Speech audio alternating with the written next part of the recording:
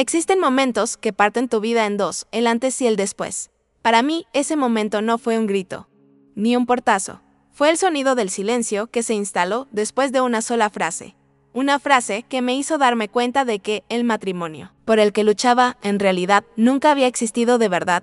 En ese instante, el hombre que amaba se convirtió en un extraño y el suelo bajo mis pies desapareció. Pero en lugar de caer al abismo, algo dentro de mí se puso de pie por primera vez en mucho tiempo. Esta es la historia de cómo pasé de ser un fantasma en mi propia casa a ser la arquitecta de mi futuro. Una historia sobre descubrir que, a veces, el final no es una ruptura, sino una reconstrucción. Si alguna vez has sentido que tu vida se partía en dos y crees en el poder de empezar de nuevo, dale me gusta a este video y acompáñame en esta historia.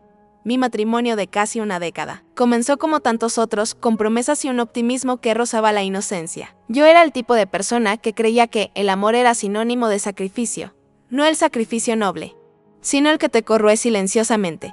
Medía mi valor como esposa por la cantidad de cosas que podía hacer por él, por la suavidad con la que podía navegar sus estados de ánimo, por mi capacidad de ser su refugio, incluso cuando yo misma necesitaba uno.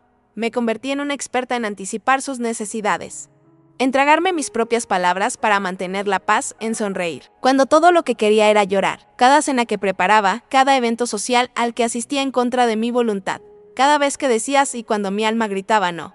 Era otro ladrillo que ponía en el muro que me separaba de mí misma. Teníamos una fotografía en el salón tomada en un viaje a Italia hace unos 5 años. En ella sonreímos, con el sol de la Toscana bañando nuestros rostros.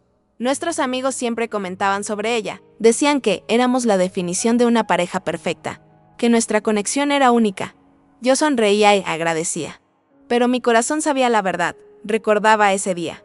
Recuerdo que 10 minutos antes de esa foto tuvimos una discusión. Agria porque yo quería visitar un museo y él quería quedarse en el hotel. Cedí. Como siempre. La sonrisa en esa foto no era de felicidad, era una actuación. Era la sonrisa de una mujer que intentaba con todas sus fuerzas convencerse a sí misma de que era feliz. Hoy entiendo que vivía en una búsqueda incesante de aprobación, tratando de ser la mujer que creía que él quería, en lugar de ser simplemente la mujer que yo era. Y esa búsqueda me costó mi propia esencia, el desprecio. Cuando se instala en una relación, rara vez llega como una tormenta. Es una llovizna fina y persistente que te empapa lentamente hasta que te sientes helada hasta los huesos y ni siquiera te das cuenta de cómo sucedió. Comenzó de forma sutil, casi imperceptible.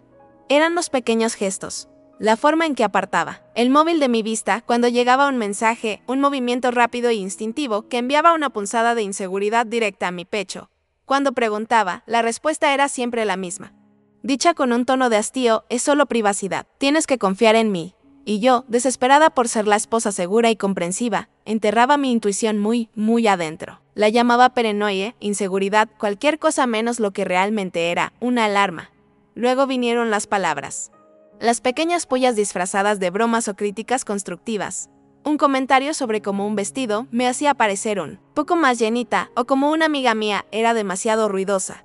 Cada palabra era una microagresión, una pequeña excavación en los cimientos de mi autoestima. Aprendí a reírme, a estar de acuerdo, a minimizarlo. Era más fácil estar de acuerdo con su crítica que defenderme a mí misma. Defenderme habría significado un conflicto. Y el conflicto era el territorio que más temía. Era más seguro, encogerme. La casa, que debería haber sido mi santuario, empezó a parecer un campo minado. Medía cada palabra, cada acción, tratando de evitar la próxima explosión, la próxima mirada de desdén. Vivía en un estado de alerta constante. Y el agotamiento emocional se convirtió en mi compañero diario. Hubo un momento, aproximadamente, 1 año antes del final, en que casi desperté. Fue mi oportunidad de ver la verdad, pero cerré los ojos con fuerza. Él había dicho que trabajaría hasta tarde. Una reunión importante. Decidí darle una sorpresa, llevarle algo de cenar. La oficina. Cuando llegué, el edificio estaba a oscuras, el estacionamiento vacío. Mi corazón se disparó. Lo llamé y su voz sonó somnolienta. Dijo que la reunión se había cancelado y que se había quedado dormido en el sofá de casa. Volví conduciendo, con el corazón martillando, y lo encontré en nuestra cama, profundamente dormido. A la mañana siguiente, mientras limpiaba el coche, encontré un recibo de un restaurante al otro lado de la ciudad, con la fecha y hora de la noche anterior, una mesa para 2. Sentí que me faltaba el aire. Mi cuerpo entero gritaba. Era la prueba de entré en casa con el recibo en la mano, temblando. Lo confronté. Le mostré el papel, la prueba irrefutable de su mentira. Y lo que sucedió después fue una clase magistral de manipulación que solo entendería mucho tiempo después. No gritó. No lo negó agresivamente. Me miró con una profunda tristeza. Una decepción tan bien actuada que por un momento sentí lástima por él. Dijo que se había encontrado con un viejo amigo por casualidad, que habían cenado y que no me lo había contado porque sabía que me molestaría que no me hubiera invitado. Dijo que yo había estado tan estresada últimamente que solo quería ahorrarme la preocupación. Convirtió mi descubrimiento de su mentira en una prueba de mis celos y mi desconfianza. Me hizo sentir culpable por haberlo descubierto. Y la parte más trágica, le pedí disculpas. Le pedí perdón por no confiar en él. En ese momento, elegí la ilusión cómoda sobre la verdad dolorosa. Y esa elección me costó otro año de mi vida. Si crees que nadie merece sentirse así y que la intuición nunca se equivoca. Aprovecha ahora y suscríbete para que no te pierdas. El final de esta historia, la noche final comenzó como tantas otras, con una discusión sobre algo trivial, algo que ni siquiera recuerdo bien. Quizás fueron las llaves del coche o una factura olvidada. No importaba. El motivo nunca era el motivo real, era solo el detonante. Pero esa noche, algo era diferente en el aire. Su irritación era más cortante, su desprecio más desnudo. La discusión escaló rápidamente y me encontré, una vez más, a la defensiva, tratando de calmar, tratando de arreglar. Y fue entonces cuando se detuvo. Me miró, no con ira, sino con una frialdad que me heló la sangre. Sus ojos me recorrieron, como si yo fuera un objeto, un obstáculo en su camino, y dijo las palabras que resonarían en mi mente durante meses. ¿Sabes cuál es el problema? Hizo una pausa, saboreando el poder que tenía sobre mí en ese instante. Es que ella es, sencillamente, mejor que tú. El tiempo se detuvo. El sonido de la televisión en el salón, el zumbido de la nevera, todo desapareció. Solo existía el eco de esa frase en el espacio entre nosotros. No fue la mención de una ella lo que me rompió, fue la comparación, la sentencia final, el veredicto a una década de dedicación, de sacrificio, de amor. En ese momento, no solo sentí el dolor de la traición, sentí la aniquilación. No solo me estaba engañando con otra mujer, me estaba diciendo que yo, como persona, como mujer, era inadecuada. Era un nivel de crueldad que no sabía que existía. El dolor fue tan agudo, tan absoluto, que produjo un efecto inesperado. Actuó como un desfibrilador en mi corazón dormido. Un shock que me devolvió a la vida. Una claridad cristalina se apoderó de la niebla de confusión en la que vivía. No grité, no lloré delante de él. Simplemente lo miré, vi al extraño en que se había convertido y me di la vuelta. Salí de la habitación y cerré la puerta del dormitorio detrás de mí, y por primera vez en años, la cerré con llave. Esa noche, sentada en el suelo frío de mi habitación, lloré, pero las lágrimas no eran por él, eran por mí. Eran un duelo por la mujer que había abandonado para encajar en su mundo. Eran lágrimas de despedida a mi antigua vida. Y mientras las lágrimas se secaban, una determinación de acero se formaba en mi pecho. La venganza no sería gritar más fuerte. La venganza sería el silencio. Sería la acción. Sería mi libertad. A la mañana siguiente, bajé y él estaba en la cocina tomando café como si nada hubiera pasado. Me miró, esperando, quizás, una disculpa, un intento de reconciliación.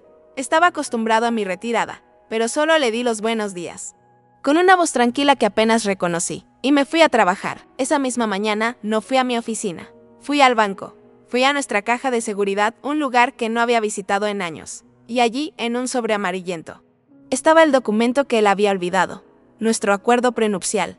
Lo sostuve. Recordé el día que lo firmamos, justo antes de la boda.